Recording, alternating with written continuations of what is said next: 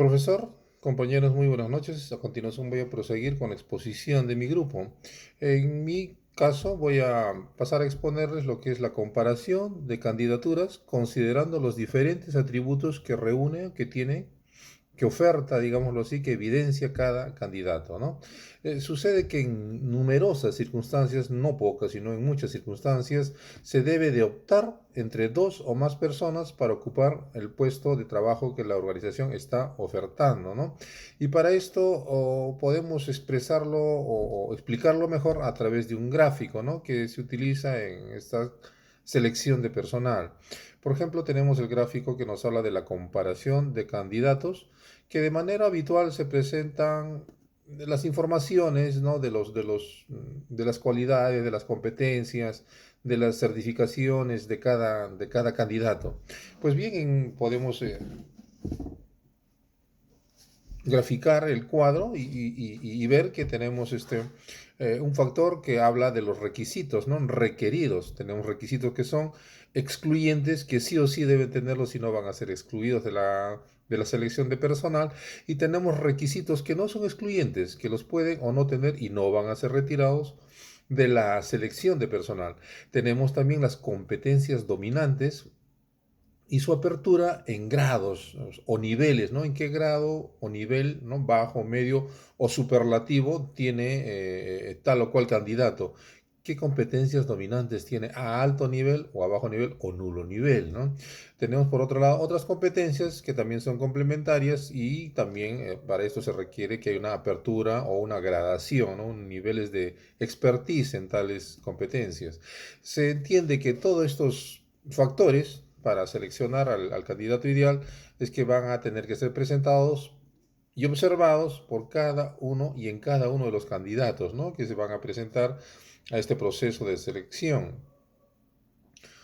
Tenemos también otro gráfico y lo expresamos de la siguiente forma, ¿no? Existe una comparación de candidatos que es el equivalente a la división de atributos para su análisis. Tenemos que analizar los atributos que presentan cada candidato. Por ejemplo, dentro de lo que es, perdón, y se entiende que esto es para todos los postulantes. Pues bien, el factor denominador es el siguiente, ¿no? Los requisitos requeridos podemos clasificarlos en tipo uno, digamos, que son los más significativos, ¿no? Los más significativos de acuerdo al perfil de la vacante, ¿no? Tenemos los requisitos clase 2, digámoslo así, que son los menos significativos. No son tan importantes, pero sí complementan a los requisitos que sí son significativos para la empresa, ¿no? Tenemos también las competencias dominantes, por otro lado, y su apertura en grados. Ya sabemos que esto implica en que si tiene dominio, tiene expertise en altísimo grado, superlativo grado, mediano grado, o muy bajo grado, o desconocimiento total de algunas competencias, ¿no? Que debiera tener el postulante. Y claro que sí, siempre está presente el salario, ¿no? El salario al cual aspiran los postulantes, ¿no? ¿Cuál es la pretensión salarial, económica, monetaria a la cual el postulante aspira o quiere o desea ganar, ¿no? Esto va a ser muy importante para seleccionar al candidato ideal, ¿no? Bien, proseguimos, tenemos el método propuesto ahora para decidir entre varias candidaturas. Tenemos un método que vamos a proponer para decidir con qué candidato la empresa se queda, ¿no? De acuerdo, claro, a las competencias, a los requisitos que el candidato muestre, ¿no? No solo lo diga, sino que lo muestre también. Pues bien, el orden propuesto para la realización del proceso de selección sería el siguiente. En primer lugar, se analizan las distintas opciones en función de la información que se haya definido como restricción. Repito, se analizan las distintas opciones en función de la información que se haya definido como restricción. Restricción quiere decir que esta debe de estar presente, esto es un factor que debe estar presente y que si no la cubren o no está presente, entonces quedarán fuera del proceso. Los casos que hayan superado el paso uno continuarán, obviamente, con los pasos 2 y 3 que la empresa determine, ¿no? Es decir, serán evaluados en función de los requisitos allí solicitados, ¿no? Los de tipo uno y 2. Pues bien, tenemos también el tema de la comparación de candidatos, ¿no? Y la secuencia propuesta es la siguiente, ¿no? Vamos a desglosarlo en pasos, digamos, este proceso de selección. En primer lugar, están quienes cumplen la restricción y quienes no la cumplen. Quien sí tiene ese factor determinante para aspirar a cubrir la plaza que la organización está ofreciendo. Quienes sí las cumplen prosiguen en este proceso de selección. Quienes no la cumplen quedan fuera del proceso de selección. Pero vamos con los que sí la cumplen. Estos pasan al segundo nivel de selección, donde se van a analizar los requisitos de tipo 1, ¿no? Aquellos requisitos que son indispensables, que sí o sí tienen que estar presentes dentro del bagaje, digamos, de experiencia y conocimientos que debe de tener el candidato, ¿no? El candidato ideal. Este es un primer nivel de análisis. Si pasa este nivel, este segundo tramo, pasa al tercero, ¿no? Y en el tercer nivel ya observamos los requisitos de tipo 2, ¿no? Son las competencias, los conocimientos, las pericias particulares que tiene el candidato, ¿no? Vale decir, por ejemplo, aquellas competencias invisibles, ¿no? Que según el gráfico del iceberg de Spencer, hay ciertamente requisitos que no son visibles, como por ejemplo la escala de valores, como por ejemplo las aspiraciones y pretensiones naturales y justas que tiene el candidato, el grado de resiliencia que tiene el candidato, la creatividad que puede mostrar, ¿no?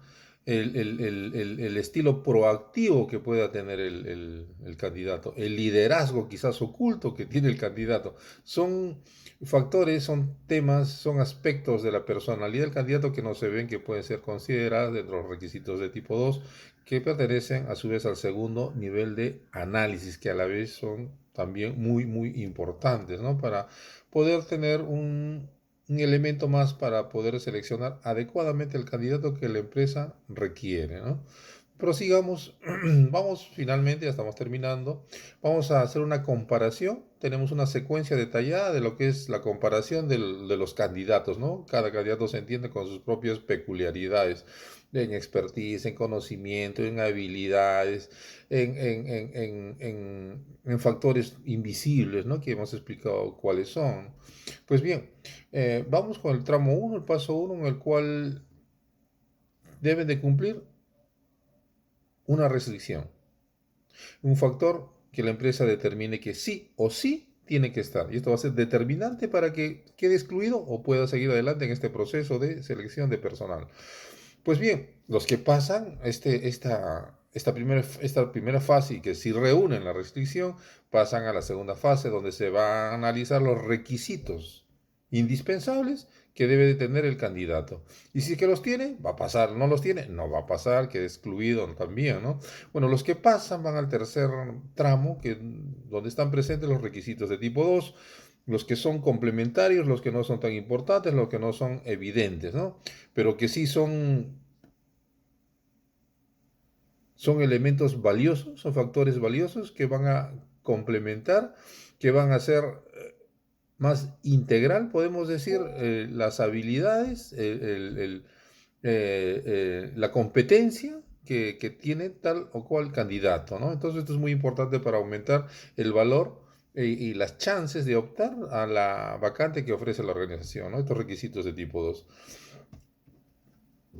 Pues bien, para finalizar mi exposición, vamos a ver ahora cuál es la escala a utilizar para los requisitos de tipo 1, los cuales son indispensables, muy importantes, insoslayables para los candidatos, si no quieren quedarse fuera, claro. Pues bien, esta escala va desde el valor 0 hasta valor 1, ¿no? En cuanto a los requisitos que deben de tener los candidatos. Pues bien, vamos a analizarlos, ¿no? Escala 0 no posee el atributo. Valor 0.1, el atributo es casi nulo, está presente, pero se ve muy poquito, muy chiquito, pero ahí está. 0.2 prácticamente no posee el atributo. En la práctica no, bueno, algo tiene, pero como que no lo tuviese. 0.2. 0.3, bastante cercano a no poseer el atributo. Ahí está, pero está bastante cercano a no poseerlo. 0.4, mucho más cerca de no poseer el atributo que de poseerlo. ¿Mm? 0.5, indiferente. La mitad del camino entre poseer y no poseer el atributo. Término medio, ¿no? Neutro, digamos así. 0.6, ya está más cerca de poseer el atributo que de no poseerlo. Ah, ya, más a favor, más a favor. 0.7, bastante cerca de poseer el atributo.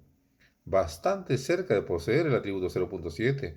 0.8, cercano a poseer el atributo, como que ya lo tiene. 0.9, prácticamente posee el atributo. Y calificación 1, superlativa, alta, óptima, adecuada, 1, posee el atributo. Entonces tiene firmes chances de poder optar por la vacante que la organización ofrece, ¿no? Y a la cual el postulante aspira, ¿no? Entonces, esta es la escala para medir, digamos, los requisitos del tipo 1, ¿no? Pues bien, yo he terminado con mi parte de la exposición, profesor. Gracias por su atención. Será hasta una próxima oportunidad. Muchísimas gracias.